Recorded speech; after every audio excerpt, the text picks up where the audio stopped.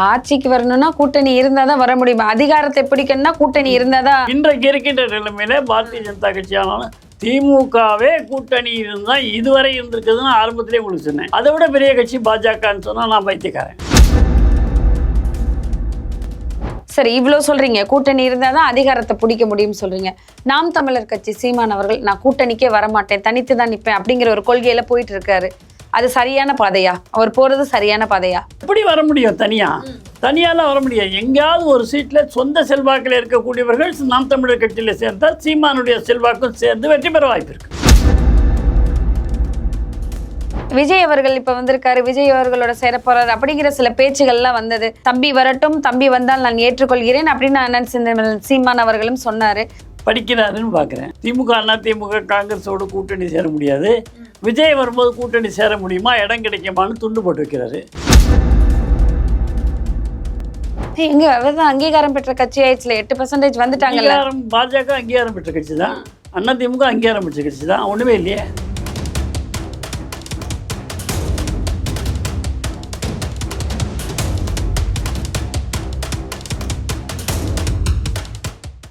ஆட்சிக்கு வரணும்னா கூட்டணி இருந்தாதான் வர முடியும். அதிகாரத்தை பிடிக்கணும்னா கூட்டணி இருந்தாதான். இன்றைக்கு இருக்கின்ற நிலைமையில பாரதிய ஜனதா கட்சியானாலும் திமுகவே கூட்டணி இருந்தா இதுவரை இருந்திருக்குதுன்னு ஆரம்பத்திலே உங்களுக்கு சொன்னேன். அதை விட பெரிய கட்சி பாஜகன்னு சொன்னா நான் பைத்தியக்காரன். அதனால பாரதிய ஜனதா கட்சி அண்ணா திராவிட திமுக அண்ணா திமுகவை காட்டிலும் பாரதிய ஜனதா கட்சி பெரிய கட்சி அல்ல.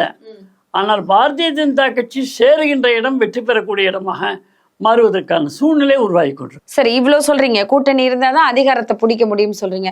நாம் தமிழர் கட்சி சீமான் அவர்கள் நான் கூட்டணிக்கே வரமாட்டேன், தனித்து தான் நிற்பேன் அப்படிங்கிற ஒரு கொள்கையில போயிட்டு இருக்காரு. அது சரியான பாதையா? அவர் போறது சரியான பாதையா? இல்ல, அவர் எம்எல்ஏ எம்பி வரணுங்கிற ஒரு எண்ணம் இல்லை. தானும் ஒரு கட்சி நடத்துகிறோம், தன்னை பற்றி பேச வேண்டும் என்று தன்னை முன்னிலைப்படுத்துவதற்கு அது பயன்படுகிறது. எண்ணம் இல்லாம தான் நடத்திட்டு இருக்காருன்னு சொல்றீங்களா? எப்படி வர முடியும்? தனியாலாம் வர முடியாது. எங்கேயாவது ஒரு சீட்ல சொந்த செல்வாக்கில் இருக்கக்கூடியவர்கள் நாம் தமிழர் கட்சியில சேர்ந்தால் சீமானுடைய செல்வாக்கும் சேர்ந்து வெற்றி பெற வாய்ப்பு இருக்கு. சரி, ஓகே. அப்படி யாரும் கண்ணில் தெரியலையே. விஜய் அவர்கள் இப்ப வந்திருக்காரு, விஜய் அவர்களோட சேர போறாரு அப்படிங்கிற சில பேச்சுகள்லாம் வந்தது. தம்பி வரட்டும், தம்பி வந்தால் நான் ஏற்றுக்கொள்கிறேன் அப்படின்னு அண்ணன் சீமான் அவர்களும் சொன்னாரு. சோ சில பேச்சுகள் போச்சு, அதை நீங்க எப்படி பாக்குறீங்க? படிக்கிறாருன்னு பாக்குறேன். திமுக அண்ணா திமுக காங்கிரஸோட கூட்டணி சேர முடியாது, விஜய் வரும்போது கூட்டணி சேர முடியுமா, இடம் கிடைக்குமான்னு துண்டு போட்டு வைக்கிறாரு. இதுவரை கூட்டணி இது விஜய்க்கு லாபமா சீமான் அவர்களுக்கு லாபமா? சீமானுக்கு தான் லாபம். விஜய்க்கு அவருக்குள்ளது வரும், சீமானுக்கு ஒண்ணுமே இல்லாமல் வரும்போது அது ஒரு லாபம் தானே. எங்க அவர்தான் அங்கீகாரம் பெற்ற கட்சி ஆயிடுச்சுல, 8% வந்துட்டாங்கல்ல. பாஜக அங்கீகாரம் பெற்ற கட்சி தான், அண்ணா திமுக அங்கீகாரம் பெற்ற கட்சி தான், ஒண்ணுமே இல்லையே. 40ல் அங்கீகாரம் என்பது வேறு. ஒரு 7 மாநிலங்களையோ 5 மாநிலங்களையோ குறிப்பிட்ட எண்ணிக்கையில் எம்எல்ஏக்கள் இருந்தால் எம்பிக்கள் இருந்தால் அது அகில இந்திய அளவில் அங்கீகரிக்கப்பட்ட கட்சியாகும். அந்த வகையில் பாஜக தமிழகத்தில் இங்கே இருக்கக்கூடிய கட்சிகள் அங்கீகரிக்கப்பட்ட கட்சி. பாமகவுக்கு அங்கீகாரம் போகிறது, கம்யூனிஸ்டுக்கு அங்கீகாரம் போகிறது, இவெல்லாம் இருக்கிறது அல்லவா. அந்த வகையில் அங்கீகரிக்கப்பட்ட கட்சி அப்படின்னு சொன்னால் அவங்களுக்கு ஓட்டு ஏன் கொடுக்க மாட்டேங்கிறாங்க? அது சின்னம் ஏன் கொடுக்கல? அதுவும் ஏதோ பிளானிங் திட்டம் தானே சார் சொல்றாங்க. பிளான் பண்ணி தான் எடுத்துட்டாங்க அப்படின்னு தானே சொல்றாங்க. பிளான் பண்ணி எடுத்தா நீதிமன்றங்கள் இல்லையா, இங்கே தேர்தல் கமிஷன் இல்லையா? பொய். அவர்கள் செய்ய வேண்டியதை செய்யவில்லை. சரி, அந்த தேர்தல் கமிஷனையே கடைசி எலெக்ஷன் டைம்ல அந்த சின்னத்தை பறிக்கணும், அப்ப இது ஒரு திட்டமிட்ட சதி அப்படின்னு தானே சொல்றாங்க. இல்லை, நீங்கள் தேர்தல் முடிந்த உடனே நீங்கள் கட்சி நடத்தி கொண்டிருக்கீங்க, உங்களுடைய சின்னம் இதுவாக இருக்கிறது என்று ஒப்படைக்க வேண்டிய சில ஆவணங்கள் இருக்கிறது. அந்த ஆவணங்களை ஒப்படைக்காத யாருடைய குற்றம்? சீமானால் அதை கூட செய்ய முடியலைன்னு சொன்னால் எப்படி கட்சியில் எடுத்து வர, எப்படி மக்களை பார்ப்பார்? அதனால் அங்கே அந்த சின்னம் அவருக்கு போச்சு. இது ஒரு முறை போனால் பரவாயில்ல, ஒவ்வொரு முறையும் போதுன்னா எவ்வளோ ஒரு கேவலமாக அதை பற்றி கவலையப்படாதவர்களாக இருக்கிறாங்க. தெரியாதா அவங்களுக்கு? தெரியும். புது சின்னம் கொண்டு போகிறோம், எங்களுக்கு இவ்வளோ தான் கிடைச்சதுன்னு சொல்கிறதுக்கு ஒரு வாய்ப்பு கிடைக்குது. அதனால் சீமானுக்கென்று வாக்கு இருக்கிறது, அவருடைய பேச்சுக்கென்று வாக்கு இருக்கிறது. ஒரு தேர்தலில் வாக்களிக்க முடியாது, அடுத்த தேர்தலில் வாக்களிப்பது கிடையாது. ஏன் அந்த மாதிரி நடக்குது? அது ஒரு கவர்ச்சியாக பேசுகிறார் என்று அந்த ஒரு தேர்தலில் உணர்ச்சி வசப்பட்டு போடுவார்கள். பிறகு அந்த வாக்குகளை பார்த்த பிறகு இது வேலைக்காகாது என்று அவர்கள் வேறு கட்சி வெற்றி பெறக்கூடியவர்களுக்கு வாக்களிக்க வேண்டும் என்ற மனநோய் இருக்கிறது மக்களிடத்தில். இவர்கள் வாக்கினால்தான் வெற்றி பெறுகிறது என்று அவர்கள் இன்னும் புரிந்து கொள்ளவில்லை. ஒவ்வொரு வாக்காளரும் இது நல்ல கட்சி, நல்ல வேட்பாளர், என்னுடைய வாக்குகளால் இவர் வெற்றி பெறுவார் என்று என்றைக்கு கருதுகிறார்களோ அன்றைக்கு நல்ல வேட்பாளரை, நல்ல கட்சியை தேர்ந்தெடுப்பார்கள். வெற்றி பெறுவதற்கு மட்டும்தான் நாங்கள் போடுற கட்சி வெற்றி பெறணும்னா திமுகவுக்கோ அதிமுகவுக்கோ போட்டு போவாங்க தமிழ்நாட்டில். அது மாற்றுவதற்கான சக்தி, மாற்று ஏற்பாடு இன்னொரு கட்சி வர வேண்டும். அந்த கட்சி பாஜக என்று நாம் நம்பிக்கை வைக்கின்ற காலத்தில் அந்த கூட்டத்தை எல்லாம் பார்க்கின்ற பொழுது, அண்ணாமலை அவர்களுக்கு அந்த கூட்டமெல்லாம் பார்க்கின்ற பொழுது இது ஒரு வெற்றி பெறக்கூடிய கட்சியாக மாறுமோ என்ற இயக்கத்தில் இருந்தால் இன்றைக்கு அவருக்கு 11 விழுக்காடும் 18 கூட்டணியும் கிடைச்சிருக்கு. சார், அண்ணாமலை அவர்கள் பற்றி நீங்கள் சொல்லும்போது, அண்ணாமலை அவர்கள் கூட்டணியிலிருந்து நிறைய விஷயங்கள் பண்ணி தான் 11 விழுக்காடு வந்திருக்காரு. சீமான் அவர்கள் கூட்டணியிலிருந்து 18 விழுக்காடு வந்திருக்காரு. சீமான் அவர்கள் கூட்டணி இல்லை, அவர்கிட்ட இருந்த மக்களை வச்சுதான் இவ்வளவு தூரத்துக்கு 8% வந்திருக்கிறாரு. அது வெற்றியா, இது வெற்றியா? விஜயகாந்த் எதிர்கட்சி தலைவர் ஆகும்போது கூட அவருக்கு என்ன விழுக்காடு கிடைச்சது? 11 விழுக்காடு தான் இல்லையே. அதை வச்சு நம்ம வெற்றி சொல்ல முடியாது. சில இடங்களில் ஒரு கட்சி அதிகமான வாக்குகளை பெற்றிருக்கலாம், ஆனால் குறைவான சீட்டுகளை பெற்றிருக்கும். ஏன்னா சில தொகுதிகளிலே கான்சன்ட்ரேட்டடாக அதிகமான வாக்குகளை பெறுவார்கள், அதை மற்ற தொகுதிக்கு போகாமல் இருக்கும். அப்போ எல்லா தொகுதியிலையும் தோற்று போவாங்க. அதனால் வாக்குகள் அதிகமாக வாங்குவதும் விழுக்காடு அதிகமாக வாங்குவதற்குமே வித்தியாசம் இருக்கிறது. அதனால தான் தோற்று போனவங்க விழுக்காடு கூட இருந்தால் அதை பேசுவாங்க. விழுக்காடு குறைவாக இருந்து வெற்றி பெற்று விட்டால் வெற்றி பெற்றதை பேசுவாங்க. இது அரசியல்வாதிகளுடைய நாங்கள் தோல்வி அடையவில்லை என்று சொல்லுவாங்க. அதனால் சிறப்பான ஒரு ஆட்சி மத்தியில் நடந்து கொண்டிருக்கிறது. தமிழகத்தில் வீம்புக்காக ஒரு ஆட்சி நடந்து கொண்டிருக்கிறது. சரி, நடக்கிறது வீம்புக்கு ஆட்சின்னு நினைக்கிறேன். வீம்புக்கான ஆட்சி. அவர்கள் கருணாநிதி அவர்கள் முதலமைச்சரானார்கள், ஸ்டாலின் அவர்கள் முதலமைச்சரானார்கள், இப்பொழுது உதயநிதி அவர்கள் மந்திரியாகி துணை முதலமைச்சராக கூடும்.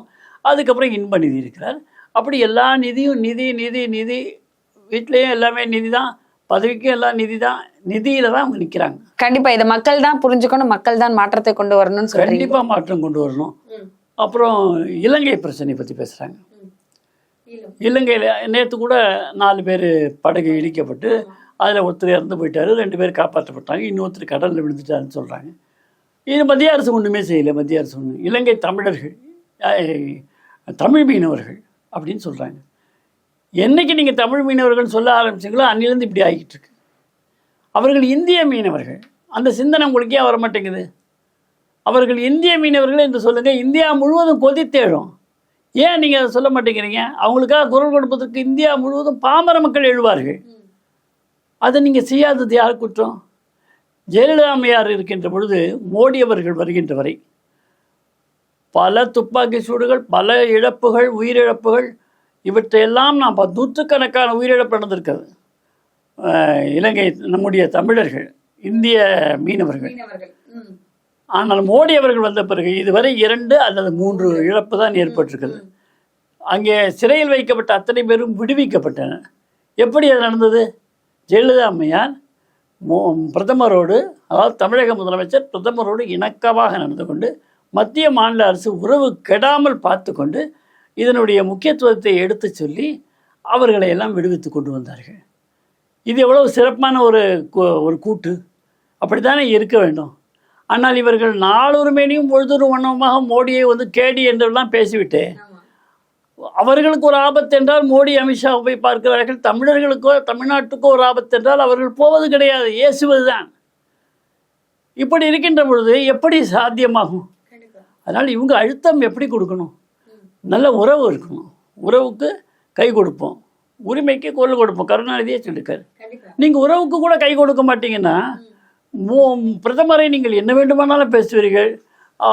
மோடி என்றால் கேடி என்று சொல்வது, இவற்றையெல்லாம் செய்து கொண்டு, அதுவும் பாராளுமன்றத்திலேயே பாராளுமன்ற உறுப்பினர்கள் பேசுகிறார்கள். அது எவ்வளவு கேவலமான செயல்.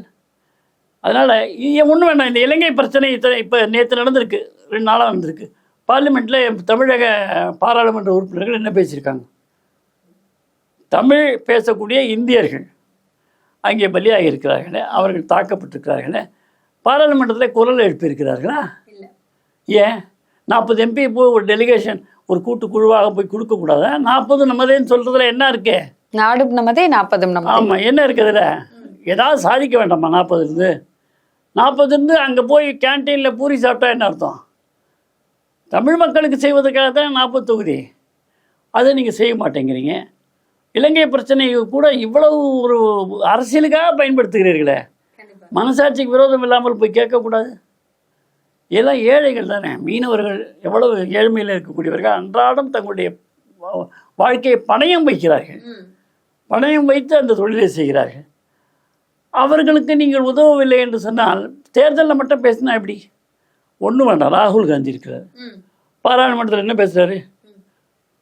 நிதியமைச்சர் அல்வா கிண்டும் போது இருக்கக்கூடிய அதிகாரிகள் அங்கே சுற்றி இருக்கு அது தயாரித்த அதிகாரிகள் முழுவதும் யாராவது ஒருவர் SC, ST, BC, OBC, ST யாராவது ஒருவர் இருக்கிறார்களா என்று பட்டியல் போடுகிறார்.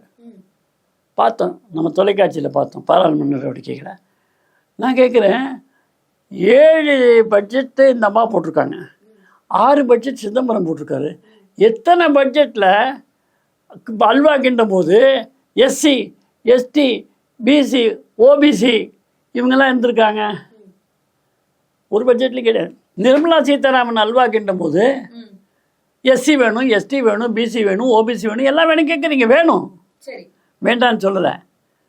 கண்டிப்பாக அந்த கேள்வி கோரிக்கை நியாயமானது. ஆனால் ஒரு விஷயம், மக்களுக்கு தெரியாத ஒரு விஷயம், மறைக்கிற ஒரு விஷயம் பாரதிய ஜனதா கட்சி கூட சொல்ல மாட்டேங்கிறாங்க. இன்றைக்கு நிர்மலா சீதாராமனோடு இருக்கக்கூடிய அதிகாரிகள் அத்தனை பேருமே சிதம்பரம் அவர்கள் காங்கிரஸ் கட்சியில் இருக்கின்ற பொழுது அவர்கள் ஆட்சியில் நியமிக்கப்பட்டவர்கள் தான். மன்மோகன் சிங் ஆட்சியில் நியமிக்கப்பட்டவர்கள் தான் இன்றைக்கும் இருந்து கொண்டிருக்கிறார்கள். புதுசாக யாரையும் நியமனம் பண்ணல. அப்போ கிண்டுறதுக்கு யார் வருவாங்க? அவங்க தானே இருப்பாங்க. ஆமாம். அப்போ இப்படி கேட்குறீங்க, எஸ்சி இருக்கா, எஸ்டி இருக்கான்னு. இது எந்த வகையில் நியாயம்? ஒரு எதிர்கட்சி தலைவர் அங்கீகாரம் கிடச்சிருக்குன்னு நாங்கள் மகிழ்ச்சி அடைஞ்சோம். பலமான ஒரு எதிர்கட்சி உருவாகி இருக்கிறது. இப்படி போதே. அதனால் நம்மளால் இந்த நாடு எங்கே போகிறது என்று சிந்திக்கவும், ஜனநாயகத்தை காப்பாற்ற முடியுமா என்றே தெரியவில்லை.